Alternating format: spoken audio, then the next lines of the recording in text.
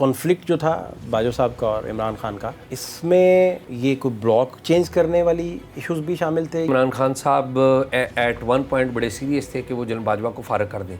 मैं आपको आज ये खबर दे रहा हूँ कि वो इस्लामाबाद हाई कोर्ट रात को खोली नहीं गई थी, वो रात को खुलवाई गई थी। पिटीशन तैयार कर ली गई थी जो इस्लामाबाद हाई कोर्ट में दाखिल की जानी थी, और वो पिटीशन आर्मी चीफ की मुमकिना बरतरफी के हवाले से थी। इस सारे मामले में शाहिद खाकान अब्बासी साहब का क्या रोल था? जनरल बाजवा की एक्सटेंशन के मुखालिफ शाहिद खाकान अब्बासी नहीं थे। करवाना चाहते थे?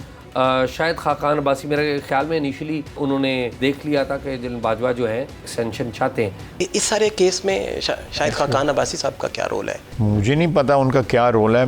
मैं तो विजिबली तो मैंने उनका कोई ऐसा रोल नहीं देखा। खाकान अब्बासी साहब को डायरेक्ट भी कुछ उन्होंने कहा था कि आप जो मर्जी कर लें, हम समरी भी नहीं भेजेंगे, फिर इस तरह की बातें भी। खाकान अब्बासी साहब को? हाँ, बाजवा साहब से 1-on-1 मुलाकात हुई थी उनकी। नहीं, खाकान अब्बासी साहब ने कौन सी समरी भेजनी थी? नहीं, बाजवा साहब ने कहा था। नहीं, लेकिन उनसे समरी की बात होनी थी। आपको बतौर अपनी मिनिस्ट्री का ऐवान सदर वाली मीटिंग का तो पता है, खाकान अब्बासी वाली मीटिंग आपको? नहीं, मैं कोई इतना इनक्यूजिटिव आदमी नहीं हूँ। जो इन्फॉर्मेशन आ जाए, नहीं तो मैं ना लोगों दी जड़ियाँ इंक्वायरियाँ नहीं करता फिर। कॉन्फ्लिक्ट जो था बाजवा साहब का और इमरान खान का, इसमें ये कोई ब्लॉक चेंज करने वाली इश्यूज भी शामिल थे, या पहले से पता था कि कोई ब्लॉक चेंज करने जा रहे हैं, जिसका नतीजा फिर आप रशिया वाला बता भी रहे हैं? कि देखिए, इमरान खान की और जनरल बाजवा की जो इख्तलाफात हैं उनका आगाज़ फॉरेन अफेयर्स के मामलात पर हुआ। अमेरिका के साथ इमरान खान साहब के ताल्लुकात ठीक नहीं थे। आपको पता है कि जब 15 अगस्त 2021 को तालिबान टेक ओवर कर रहे थे अफ़गानिस्तान में, तो पाकिस्तान के जो प्राइम मिनिस्टर थे इमरान खान, उन्होंने कहा कि तालिबान ने ग़ुलामी की ज़ंजीरें तोड़ दी हैं। उन्होंने बड़े सख्त स्टेटमेंट दिए थे तालिबान के हक़ में और अमेरिका के ख़िलाफ़ स्टेटमेंट दिए थे, और ज़ाहिर है ये बात अमेरिका को अच्छी नहीं लग रही थी, क्योंकि पाकिस्तान के जो वज़ीर ख़ारजा थे उस वक्त के शाह महमूद कुरैशी, और पाकिस्तान ने ख़ुद जो फरवरी 2020 में दोहा अमन मुआहदा करवाया था, उसका क्रेडिट लिया था कि अमेरिका यहाँ से जाना चाह रहा है, तो हमने पाकिस्तान ने कोशिश करके अमेरिका और तालिबान को इकट्ठे मुआहदा करवा दिया है। तो ये तो क्रेडिट ले रहे थे, और जब वो उस मुआहदे पर अमल दरामद होने लग पड़ा और अमेरिका यहाँ से जाने लगा, तो पाकिस्तान की तरफ से ये बयान आ गया कि ग़ुलामी की ज़ंजीरें तोड़ दी हैं तालिबान ने। तो इख्तलाफात का आगाज़ इससे भी हुआ। इख्तलाफात का आगाज़ इस बात से भी हुआ कि अमरीकी जो पाकिस्तान और हिंदुस्तान के ताल्लुकात जो हैं वो बेहतर होने जा रहे थे। हिंदुस्तान के प्राइम मिनिस्टर मोदी वो पाकिस्तान आना चाह रहे थे, और इस हवाले से जो मिलिट्री इस्टेब्लिशमेंट है उसने NOC दे दिया था। Every clearance was available there.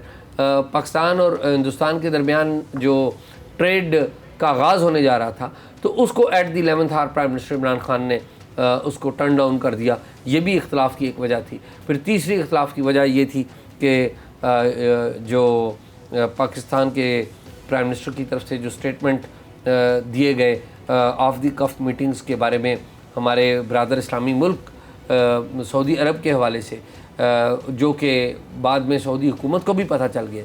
तो ये सारी इख्तलाफात की आगाज़ तो ये थी, लेकिन जो कल्बिनेशन थी, जो अरूज था, वो उस वक्त हुआ जब आपको याद हो कि 6 अक्टूबर 2021 को जब नए DGSI की तैनाती का मामला हुआ, जिसको डिले कर दिया गया। वो दैट वाज दी, जिसे कहते हैं ना कि वो सारे इस सारे इख्तलाफात का अरूज वो था। इमरान खान साहब फैज़ साहब को लगाना चाहते हैं आर्मी चीफ, ये चिंगची रिक्शा चलाने वाले को भी पता था, जिसको पूछते थे वो उसको भी पता था। ये कैसे ट्रैवल कर जाती थी बात, और ये कैसे राज अफशां कैसे हो जाते थे? देखिए, बात यह है कि जनरल फैज़ हमीद 2018 के इंतखाबात में जनरल फैज़ हमीद का एक बड़ा कलीदी किरदार था। जो चूँकि 2018 के इंतखाबात के बारे में तहकीकात किसी सतह पर इंडिपेंडेंटली हुई नहीं है, इसलिए ये बातें पब्लिक डिबेट में तो नहीं आ सकी, क्योंकि ज़ाहिर कोई तहकीकात होती, लोगों के स्टेटमेंट आते तो आप और हम बैठ के डिस्कस कर रहे होते। लेकिन ये हकीकत है कि 2018 के इंतखाबात में जनरल फैज़ हमीद का एक बड़ा रोल था। कि 2018 के इंतखाबात में फैज़ हमीद साहब जो हैं वो DGC थे, ISI के अंदर DGC थे। RTS बैठ गया था, आपको पता है, और उस वक्त की जो रिपोर्ट्स थी मुख्तलिफ इंडिपेंडेंट अदारों की, वो रिकॉर्ड के ऊपर मौजूद हैं कि इलेक्शंस में जिसे कहते हैं ना हाथ हुआ है, इस बात के फुटप्रिंट्स मौजूद थे कि RTS की वजह से कुछ जो रिज़ल्ट्स हैं ऊपर नीचे हुए हैं। तो उन सारे रिज़ल्ट्स का जो इल्ज़ाम आयद किया जाता था वो फैज़ हमीद साहब के ऊपर आयद किया जाता था। तो जब जनरल फैज़ हमीद की और इमरान खान साहब की एक पर्सनल बॉन्डिंग भी डेवलप हो चुकी हुई थी। इस सारे मामले में शाहिद खाकान अब्बासी साहब का क्या रोल था? शाहिद खाकान अब्बासी साहब का रोल ये था कि शाहिद खाकान अब्बासी भी जाके मिले थे जनरल बाजवा से, और जनरल बाजवा की मेरे ख्याल में जनरल बाजवा की एक्सटेंशन के मुखालिफ शाहिद खाकान अब्बासी नहीं थे। शाहिद करवाना चाहते थे?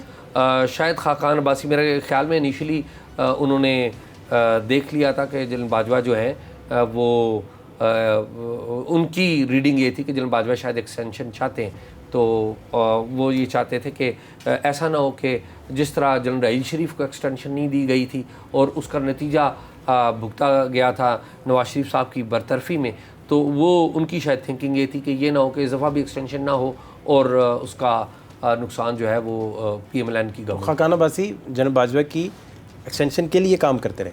मैं इस तरह से नहीं कहूँगा कि वो उनके लिए काम करते रहे। मेरा ये ख्याल है कि उन्होंने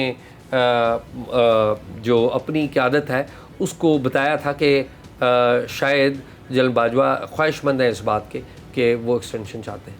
ख्वाजा आसिफ साहब से इस बारे में खाकान अब्बासी साहब को लेकर क्या बात हुई थी, वो ज़रा देख लें एक दफ़ा। इस सारे केस में शाहिद खाकान अब्बासी साहब का क्या रोल है? मुझे नहीं पता उनका क्या रोल है। मैं तो विजिबली तो मैंने उनका कोई ऐसा रोल नहीं देखा कि जिस तरह आप इशारा कर रहे हैं। लेकिन अगर कोई इस दफ़ा एक्सटेंशन की कोई बात थी, मेरा नहीं ख्याल जिस तरह आप कह रहे हैं कि PDM की हुकूमत भी और PTI ने उनको ऑफ़र की थी। खाकान अब्बासी साहब को डायरेक्ट भी कुछ उन्होंने कहा था कि आप जो मर्ज़ी कर लें, हम समरी भी नहीं भेजेंगे, फिर इस तरह की बातें भी? खाकान अब्बासी साहब को? हाँ, बाजवा साहब से 1-on-1 मुलाकात हुई थी उनकी। नहीं, खाकान अब्बासी साहब ने कौन सी समरी भेजनी थी? नहीं, बाजवा साहब ने कहा था। नहीं, लेकिन उनसे समरी की बात होनी थी। उस आर्मी चीफ थे। नहीं, लेकिन खाकान अब्बासी साहब से आप तो डाक खाने की बात कर रहे हैं ना कि वाया किसके आना था। खाकान अब्बासी साहब नवाज शरीफ साहब के बिहाफ पे जब जनरल बाजवा साहब से मिले, कब, किस वक्त की बात कर रहे हैं? 4 साल पुरानी बात? नवंबर की, पिछले साल नवंबर की। आपकी इन्फॉर्मेशन गलत है। बिल्कुल नहीं कोई मुलाकात हुई। मुलाकात से मुझे, लेकिन जो बात आप कर रहे हो बिल्कुल गलत है। कभी मैं बिल्कुल अथॉरिटी के बात कर रहा हूँ। बाजवा साहब ने कभी नहीं कहा कि हम मुझे इस मुलाकात के मतलब, मुलाकात ज़रूर हो सकती है, मुलाकात बायस साहब की होती होगी, शाहिद साहब की भी होती होगी, लेकिन मियाँ साहब, आप कह रहे हैं मियाँ साहब ने शायद अब्बासी के ज़रिए पैगाम बाजवा साहब को जो आया था? हाँ जी। क्या पैगाम वो जो आया था? यही उन दिनों क्या पैगाम जा रहे थे? नहीं, आप बताए ना क्या पैगाम जो आया था? ये पैगाम जा रहे थे कि भाई कैसे चलना है, ट्रांजेक्शन कैसे होनी है, स्मूथली कैसे होनी है, कोई ना कोई 1-on-1 मीटिंग्स में क्या बातें और होनी थी नवंबर में। और हमें ये भी पता है कि जनरल बाजवा साहब को शाहिद असलम की जो एसेट्स पे स्टोरी आनी थी, उनके मुतालिक एसेट्स पे जो स्टोरी जनरल बाजवा की आई थी, तो जनरल बाजवा साहब को वो भी पता था, एक दिन पहले से उन्हें खबर थी कि उन पे स्टोरी आने वाली है। मुझे इन चीज़ों का पता नहीं। मैंने आपको बताया कि मैं बड़ा रिलैक्स आदमी हूँ, पता लग जाए ना पता लग जाए तो मैं कोई कुरेदता नहीं हूँ बातें इसके। लेकिन आपकी ये बात जो है ना, मियाँ साहब ने कोई पैगाम जो है ना खाकान भाई साहब के ज़रिए नहीं भेजा कभी? मुझे नहीं पता किसके ज़रिए, ये आपकी तरफ से मुझे पता लग रहा है, लेकिन कोई ऐसी बात आपको बतौर अपनी मिनिस्ट्री का ऐवान सदर वाली मीटिंग का तो पता है, खाकान अब्बासी वाली मीटिंग आपको नहीं? मैं कोई इतना इनक्यूजिटिव आदमी नहीं हूँ। जो इन्फॉर्मेशन आ जाए, नहीं तो मैं लोगों दी इंक्वायरियां नहीं करता फिर।